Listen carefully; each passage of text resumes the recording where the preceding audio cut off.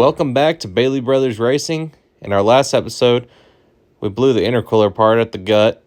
Our boy Ryan Plunkett over at DTR got the intercooler fixed in 2 days and shipped back to us. Huge shout out to him.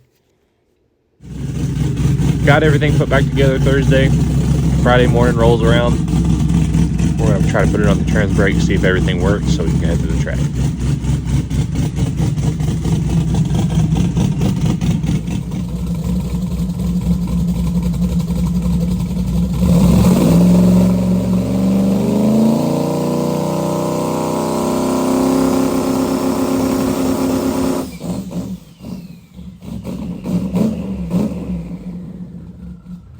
So while I'm loading up, my amazing girlfriend Natalie is taking her little dog Cooper to the vet so that way he can get his ear infection checked out, and he loves people.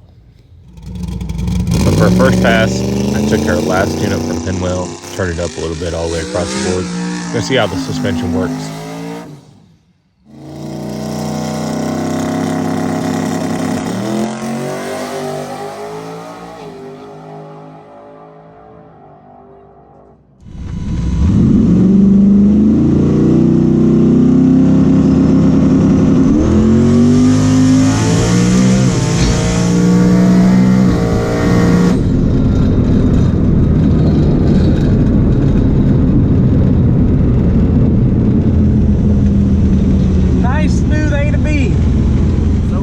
First pass, it was a super smooth pass, ran a personal best again.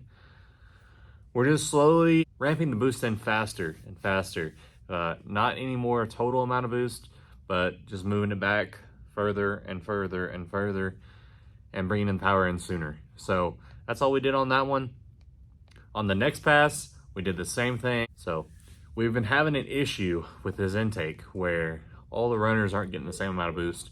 So certain cylinders are leaner or richer than other cylinders. So we've been doing some individual cylinder tuning basically on one side of the engine because our AFR ratios have been reading different on one side versus the other side. Justin's been taking care of that and it's been working great.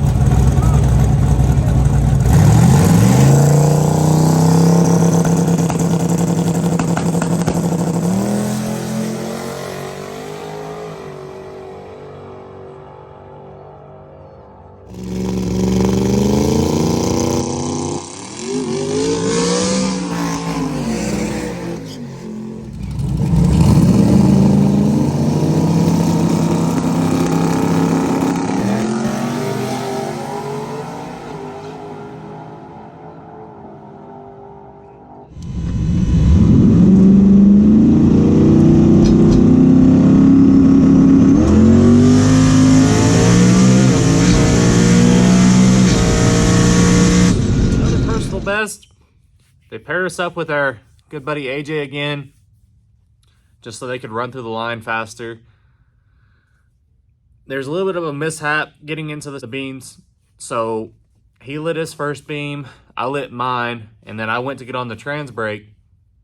Well, I thought he was already on his. My car takes a lot longer to spool up than his. He's got a big 420 or stock bottom end 5.3, sorry. I thought that he was already up on the chip and he had bumped in, but when he had initially grabbed the trans brake button, something happened and it rolled forward into the beams. So he wasn't up on his trans brake already. If you noticed on the in-car video, I'm bumping before the car is making any boost at all. It's making like 2 pounds of boost and I'm already bumping and it's not even popping and banging yet. So it was a bit of a fiasco. It didn't leave on as much as I wanted it to, but it's okay. Ended up running another personal best, so that's always great. The boost ramp worked. On this next pass, I swung for it.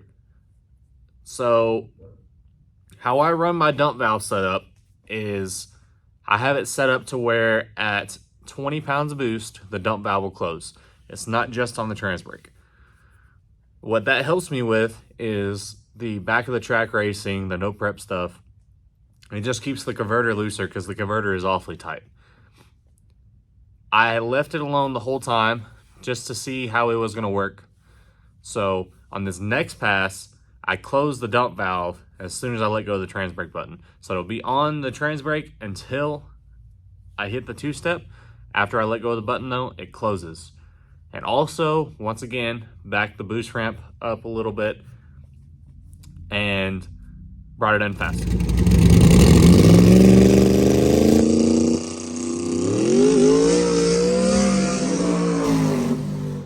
Well, they paired us up with our buddy AJ again. We both kind of turned ours up and swung for it, so we'll see how it goes.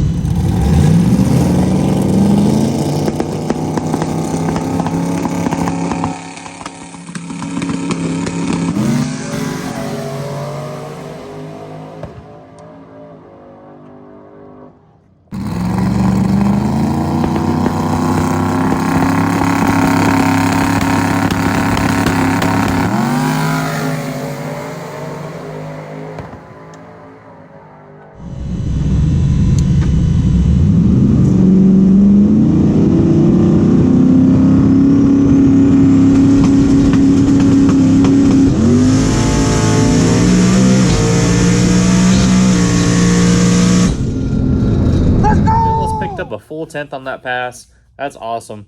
Picked up some to the 60-foot. It did trigger the 60-foot beam off of the rear tire instead of the front, and we still picked up some, so awesome.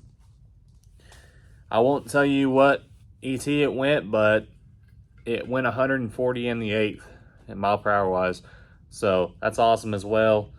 Haven't turned it up any. I inched up on it. I gave it another pound out the back that time, and it made 30. So still not really leaning on it on the setup yet. I mean, 40 pounds of boost would be leaning on it. So 30 is pretty healthy for it. Intercooler's doing amazing. Roll around to Saturday. Super confident going into it. They gave us 2 time trials on Saturday. We turned it up a little bit. Just kind of inching up on it still.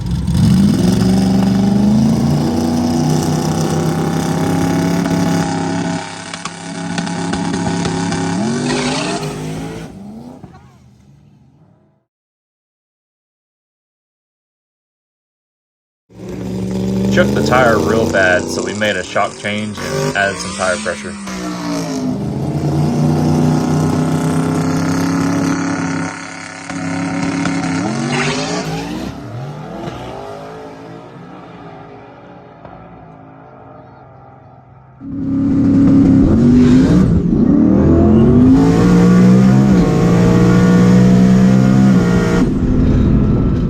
So it looked like from the tire marks that it spun into a shake. So I dropped the tire pressure back down, took the shock change back out, and pulled a bunch of power out of it.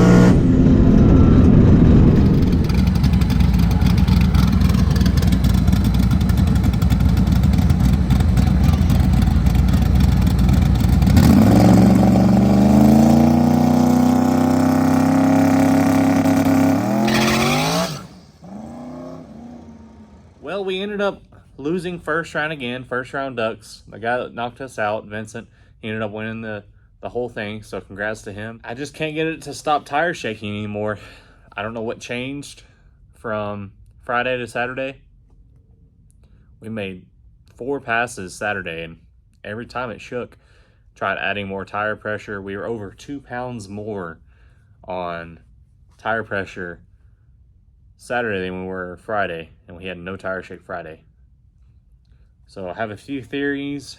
Number 1, the sidewall on the tire went away. That's the first thing that wears out on tires, on high horsepower stuff, is the sidewall. That's a possibility. Next possibility is Saturday was a whole lot more glue put down than Friday. There wasn't a whole lot of glue out. So the suspension setup could not like glue. The car is set up for no prep right now, like very limited prep, which is the only thing you're gonna have to grab a hold of is rubber, no prep. So that could be a possibility as well. I won't know until we do more testing at more tracks. I went ahead and ordered a set of tires. So if you want the tires that are on them right now, I'll sell them for 250 bucks. They're still good tires. They still have lots of tread on them for a lower horsepower car. They'd be perfectly fine. But just the high horsepower stuff, they don't work anymore. So y'all comment, like, and subscribe. We'll see y'all next video.